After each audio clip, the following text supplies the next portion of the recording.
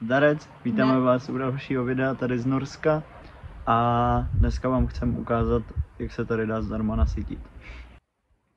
My jako nejíme z popelnice, protože bychom byli chudí, nebo bychom prostě neměli peníze. Nestrádáme, jakože oba chodíme prostě do práce. Ale jde o to, že v Norsku se fakt vyhazuje obrovské množství potravin, které jsou úplně normálně použitelné. Jde o to jenom, že mají třeba trošku poničený obal, nebo prostě nevypadají už nějak esteticky prostě pěkně, protože Norové jsou hodně vybíraví v obchodech. nebo jsou třeba chvilku prošlé, ale to většinou bývá fresh ještě dlouho po Po expiraci, přesně. Takže je fajn jakože aspoň nějaké tady to jídlo zachránit a když si to můžeme vzít prostě zdarma v popelnici, tak proč to kupovat v předraženém obchodě? Jo, jasný.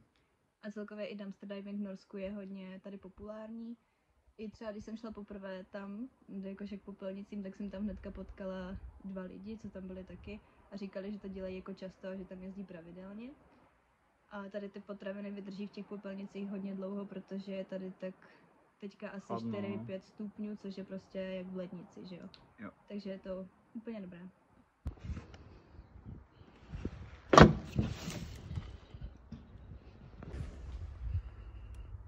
Takže tady to je, bylo tam hodně ovoce a zeleniny, takže něco jsme vzali jsme hrozny, 2, těch tam bylo mega moc, tak podle mě tak 10 tady těch balíčků.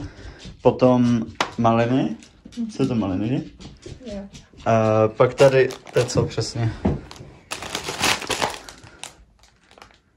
Gromkal? Nevím, přesně. Nějaký salát prostě. No, bude to fajn asi. Nějaké zemáky, tady pečivo, nebo jakože bulky, pak borůvky, chleba a to jsou mandarinky, že? Kory. Co je? A co je tohle?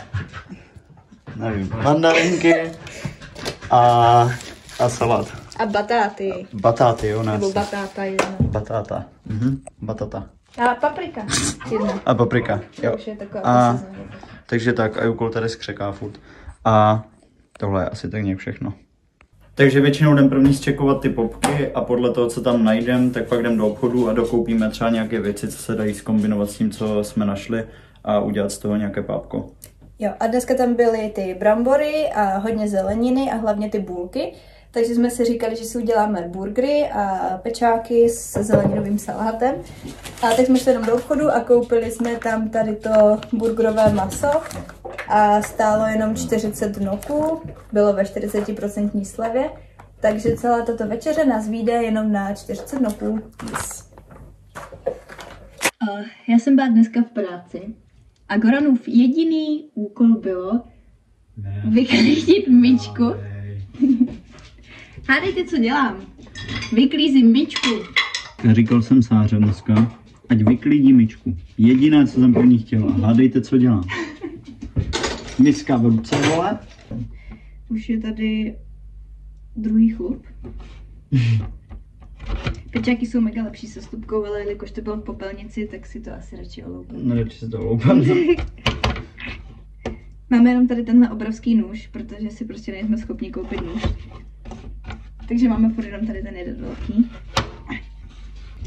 Dáme tam i trošinku cibule, tu jsme taky vlastně vzali z minula z popelnice, takže taky zadarmo. Všechno zadarmo. Máš poselené? Mám poselené.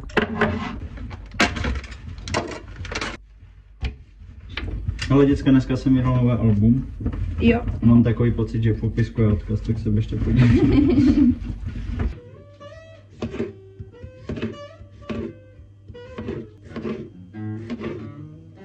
Jo, klidně.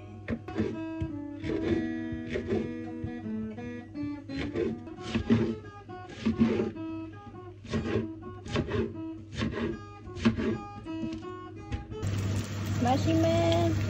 A ty bulky jsou do 17.5. a jsou to takové ty rozpékací do trouby, takže si ještě rozpečem.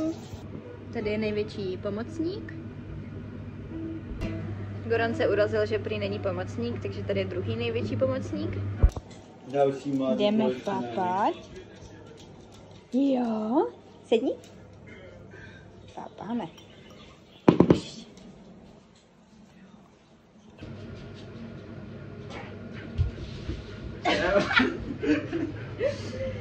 Můžeš to?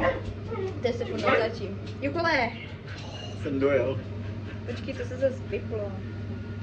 No a my potom ještě propočítáme, kolik jsme vlastně díky tady tomu ušetřili a potom vám tady napíšeme cenu, kolik jsme... Zčutnem to Zčutnem to. a napíšem vám to tam. A napíšeme cenu, kolik jsme dneska ušetřili. A ještě jsme si tam teda přidali sýr, který jsme měli doma, takže sýr je tam navíc. A jinak tohle je naše jídlo za 40 noků. Yes. Jo, protože jsme prasato, tak jsme si tam ještě přidali majonézu. Takže to byla naše chálka. My jsme teďka už přežraní a nasycení, spokojení. Takže tak. Zdar.